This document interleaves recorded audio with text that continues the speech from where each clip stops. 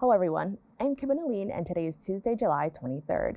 You are now watching Open, a program that brings the Bronx and New York City straight to you. Don't forget to stay connected with us via social media at BronxNet TV.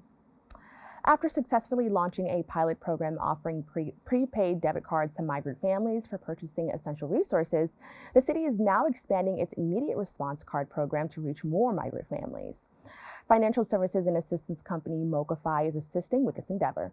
The CEO and founder Wole Coaxum joins me to discuss this initiative. Wole, thank you so much for joining me. Oh, thanks so much for having me today, Kibin. Now, I'm really excited to learn a little bit more about MoCaFi. Can you tell me how this entire, just idea began? Absolutely. So we had a couple years ago, after the death of Michael Brown, I was a senior executive at JP Morgan, and I was spending a lot of time thinking about, how might I use my time and talents to help un- and underbanked communities across the country sort of have a pathway to economic mobility and economic security.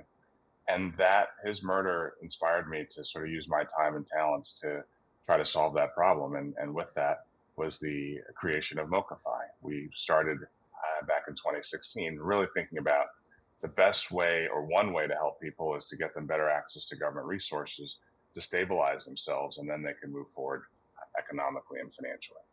Now, expanding on that, you believe that everyone needs the opportunity to fully participate in the economy. Can you just tell me a little bit more about how you honor that with the work that you do at MoCaFi? Absolutely. And I think what we've come to appreciate and understand is that a lot of people do not have access to high quality, low cost financial services. And many of us have heard what James Baldwin said many years ago, which is it's expensive to be poor. And so we thought about how might we enable individuals to reduce their costs. Some families can spend more money on check cashing fees than they do on food. And so we wanted to really figure out a way to bring those costs down so people could keep more of the money that they have earned by not having to pay excess fees. And then at the same time, what we figured out is government has a responsibility to serve everyone in its community, not just some. And if there are resources that are available to individuals from government but aren't able to get to people, just here in New York, it's estimated that about $5 billion of resources for low and moderate income communities don't get to people because there's not an efficient way to do it. And so we're trying to honor that vision by providing a platform that gets those resources to people efficiently. And what we're doing with the asylum seekers is a great example of that. Now, we're definitely going to go into some of the work that you've done or your most recent work, but can you tell us a little bit more, give us some examples of ways you've assisted families, since the inception of MoCaFi? Oh, yes. Well, we're very excited about the work that we've done all across the country. We've been engaged in over 20 municipalities. Our strategy is a place-based one where we say, okay, what is the financial plumbing, if you will, that we can put in place for a city like Los Angeles or St. Louis or Birmingham and allow resources to get to people. I'll give you a quick example. In 2020, then Mayor Garcetti of Los Angeles said, hey, I would like to create contactless government. I'd like a way for individuals to have single sign-on for city services. I like the way for the city to be able to provide money to people electronically. And I'd like a way for people to pay for city services electronically. And there are 500,000 people there who don't have bank accounts. And we white labeled our product and our platform and services. So now they have a way for individuals to receive money from the city electronically, make payments electronically. We did the largest one of the largest universal basic income programs in the country there, where 3,000 families received $1,000 a month for a year. And we're actually doing a similar program in Los Angeles County, where you've got 1,000 families receiving $1,000 a month for 3 years. And so we've been able to use our platform to help communities thrive and grow. Now, your most recent effort is a partnership with the City of New York supporting migrants financially. Can you tell me a little bit more about this effort and how it began? This is a really exciting opportunity where it's one of those instances where everybody wins. And so this several years, about a year and a half ago now, the city came to us. We had gone through the process of negotiating a contract that allowed us to bring that idea I just discussed in Los Angeles. And Mayor Adams had studied different models that were working across the country, came across the Los Angeles model and said, I'd like to bring some of that innovation here to New York. We've had conversations to bring that to New York. And then in the course of that, the opportunity came up and said, hey, is there a use case where we might be able to provide asylum seekers with a debit card instead of having food delivered to them, pre-made meals delivered to them on a regular basis? And so we went down the process of scoping that out, understanding what the opportunity was. And we realized that if through the intake process, the city identifies families who are going to various hotels, instead of having meals delivered to those hotels, at the end of the intake process, we provide them a debit card based on the size and composition of the family. They would receive a stipend per person, which is based on based on SNAP and WIC, and then we would fund those cards and allow individuals to purchase food at bodegas and supermarkets, limiting it to just food and baby supplies.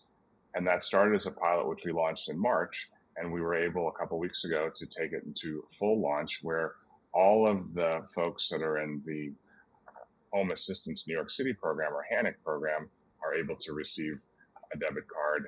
And it's worked very well. And the reason it's one of those instances where everybody wins, the city has reduced its cost to provide meals to individuals to the tune of 60%, if not more. It's enabled individuals to have choice in terms of the meals and the kinds of food that they want to eat, and that's appropriate for their diet, it's appropriate for their interest in terms of types of foods they want to eat. And the third piece is it allows dollars to circulate into local businesses. And we know that when dollars go into local businesses, that dollar cycles 2 to 4 times in the community. And so it's an economic development play in addition to saving money and providing people better choice. Now, I'm so glad that you actually expanded on that, because I definitely wanted to kind of explore that just a little bit more. I know that, with these prepaid cards, a lot of people have had a lot of mixed ideas and opinions on it, but you explained why it may actually be better or, just more beneficial to the families in need to have these cards. Can you further explain, how it also just supports, everyone involved, when these families are allowed to kind of make decisions for themselves? How does it make it easier for the family as well as, the person assisting them with this help?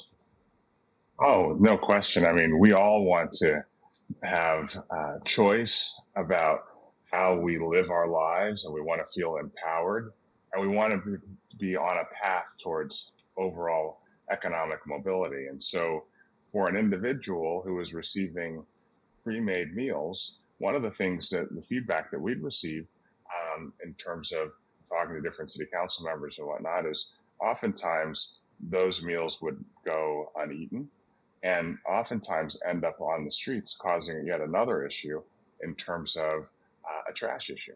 Right? And so now, by giving someone the ability to support that local store, support that corner bodega, you are doing two things, right? One, giving the individual a chance to say, I'd like this and not that, and walk away from a meal feeling satisfied. And at the same time, you have the ability for a local store owner who's always thinking about how they can grow their business and hire more people and provide more goods and services in the community. And now they've got a revenue stream that otherwise may not have been available to them. And at the same time, the taxpayers of New York City are in a position where we know that our dollars are being spent more efficiently than was happening before. And one of the things that I'm just so excited about is the willingness for the administration to think innovatively about new products and services, and city council to support it. So it's one of those things where everybody wins. And when you provide the facts to people, those opinions have become, wow, this is a good thing. And maybe we should think about other ways of expanding. And the other part that's really exciting is we have the ability to open up bank accounts for undocumented people. So just imagine now, over time, our newest arrivals in this country into our city now have the opportunity not just to get resources so they can take care of themselves in a way that has dignity, but over time can go into safe and responsible banking products that enable them to have a very efficient and safe and secure way to participate in our economy. So we're excited about all the different ways that this is having a positive impact for a variety of different people. Now, what do you hope to see for the future of this program? Oh, we are very hopeful that there'll be other entities that we can partner with, entities who may do food preparation, but might say, hey, we'd like an option for folks to be able to make purchases in addition to the food preparation. We'd like to be able to see if we can expand it to other participants in the asylum program. There are a variety of different shelters that do not, that currently still have meal delivery, and we think there might be an opportunity to maybe create a hybrid, and we can be a part of that. And there are other opportunities as it relates to other expenses that could be efficiently delivered to people via the platform instead of other forms of payment. So we're really leaning into this idea of saving money for the city, providing better experience, and then at the same time, we have other parts of the state as well as other parts of the country that are having similar challenges in terms of providing services to people seeking asylum. And we want to be able to use New York City as a model that people can follow in those other locations. Well, I want to thank you so much for educating, our community. As mentioned, so many of us, live in New York City, and I think a lot of people don't really understand what's happening. Or, you hear a lot of different opinions from the news or online, and you make up your own ideas. But I think it's amazing that you took the time to speak with us and really talk about the work that you're doing to help people who need it most. So thank you so much for joining us. Thank you for having me, and I look forward to coming back anytime to share ideas with you and your audience. I'm looking forward to it. Thank you. Take good care. To learn more about the work MoCaFi does, please go to their website at MoCaFi.com. Don't go away. We'll be back with more Open after this.